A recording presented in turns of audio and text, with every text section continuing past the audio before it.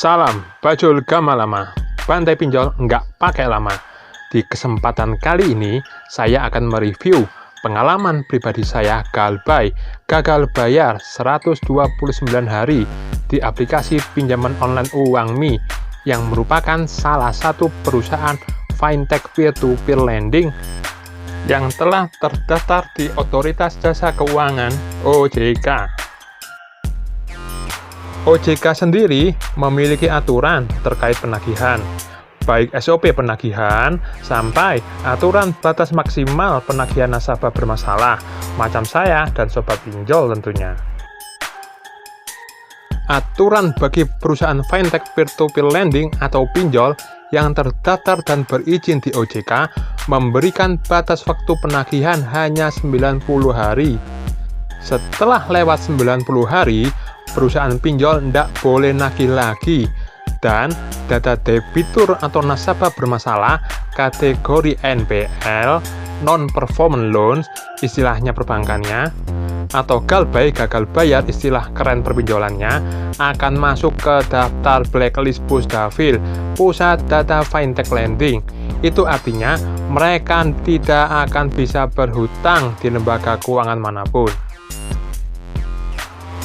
Bagaimana dengan aplikasi Uangmi terkait aturan ini? Yuk, bagi yang belum subscribe, cepetan subscribe. Aktifin loncengnya, agar sobat pinjol tidak ketinggalan info menarik seputar dunia perpinjolan nasional. Dan jangan lupa like and share, agar orang-orang di luar sana yang memiliki masalah perpinjolan bisa mendapatkan sedikit pencerahan dari channel ini. Simak sampai habis, jangan di skip, agar mendapatkan informasi maksimal dan nggak gagal paham. Saya akan mereview dulu perjalanan persahabatan saya bersama Uangmi. Pertama kali saya ajukan aplikasi di tanggal 14 Agustus 2019. Total keseluruhan, saya sudah melakukan 6 kali pengajuan pinjaman di Uangmi. Sobat pinjol bisa lihat dari histori loan saya. Hampir tiap bulan saya ajukan pinjaman di aplikasi Uangmi. Kalau ditarik kesimpulan, bisa dikatakan tingkat BU butuh uang saya sangat tinggi. Tiap selesai pelunasan, tidak lama, hanya berselang beberapa hari, langsung pengajuan kembali pinjaman.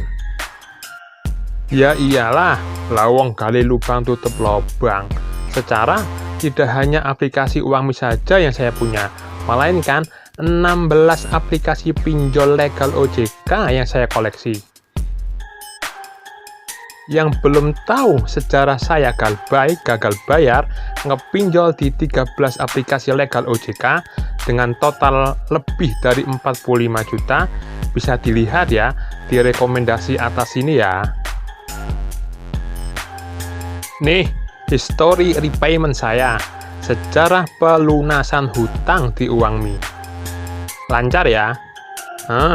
Iya iyalah, karena saya punya prinsip yang namanya hutang harus dibayar. Hutang itu dibawa mati. Orang yang mati masih bawa hutang tidak akan masuk surga. Makanya sempat saya paksain diri cari talangan untuk bayar tagihan di aplikasi Uangmi. Salah satunya ya dengan gali lubang tutup lubang pakai aplikasi pinjol lainnya. Itulah kebodohan saya. Kalau saya terusin seperti ini, paksain diri gali lubang tutup lubang di pinjol, apalagi dalam kondisi pandemi COVID-19, ya bisa hancur saya, bahkan hancur rumah tangga saya. Akhirnya bisa dilihat, saya galbay 129 hari di aplikasi Uangmi dengan total tagihan 4.397.800 rupiah. Keputusan yang tepat dan berat di awalnya, karena saya harus siap dengan segala konsekuensinya. Siapin mental, tiap hari bakal ditagih DC Uangmi. Kontak darurat dan nomor kantor yang saya cantumin di awal pengajuan pasti akan ditelepon juga.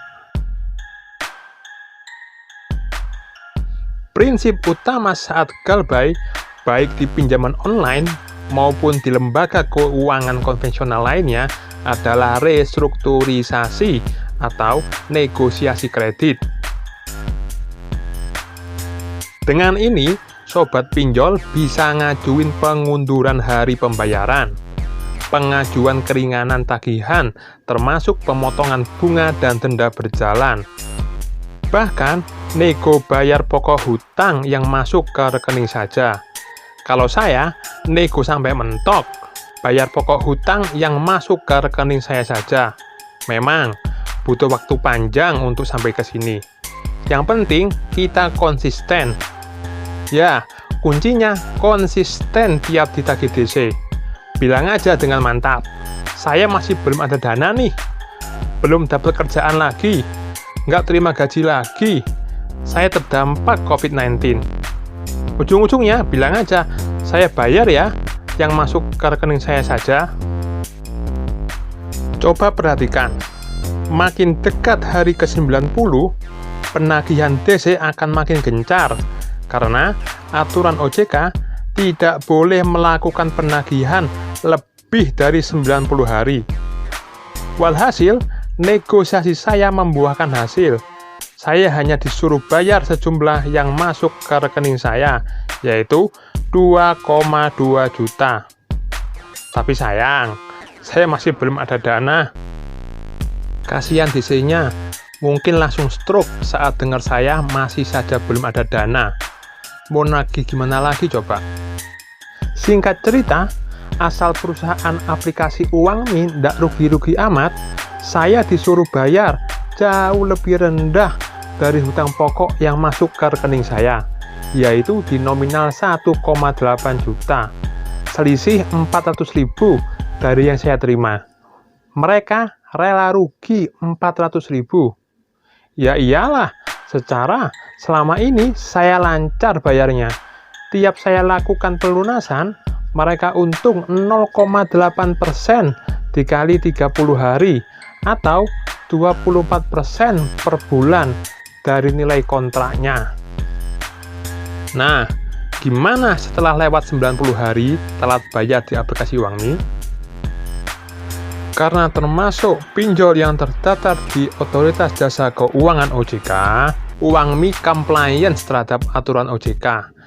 Tidak ada DC UangMi yang nagih ke saya setelah lewat dari 90 hari sampai detik ini. Overall, secara keseluruhan, UangMi the best pinjol legal OJK. UangMi paham dan mau ngertiin kondisi terkini nasabahnya di masa pandemi COVID-19. Penagihan DC-nya ramah, friendly, dan negotiable. Terus gimana? Ada niatan bayar hutang di UangMi? Pasti bro, sesuai prinsip saya tadi, hutang harus dibayar. Kalau saya ada duit, akan saya bayar sesuai nominal yang masuk ke rekening saya. Akan saya hubungi call center aplikasi UangMi kalau saya mau bayar. Kalau perusahaannya sudah bangkrut, tidak ada lagi aplikasinya, gimana mau bayar, bos? Ya saya sodakohin ke yang berhak menerimanya, pakai nama owner atau pemilik aplikasi UangMi, biar pahalanya bisa ngalir terus-menerus ke pemilik aplikasi UangMi. Oke sobat pinjol, sampai di sini review galbay saya di aplikasi UangMi. Jangan takut galbay, jangan pernah paksain diri untuk bayar hutang pinjol kalau memang benar-benar belum ada dana. Nantikan pembahasan lainnya. Salam bajul gamalama, bantai pinjol nggak pakai lama.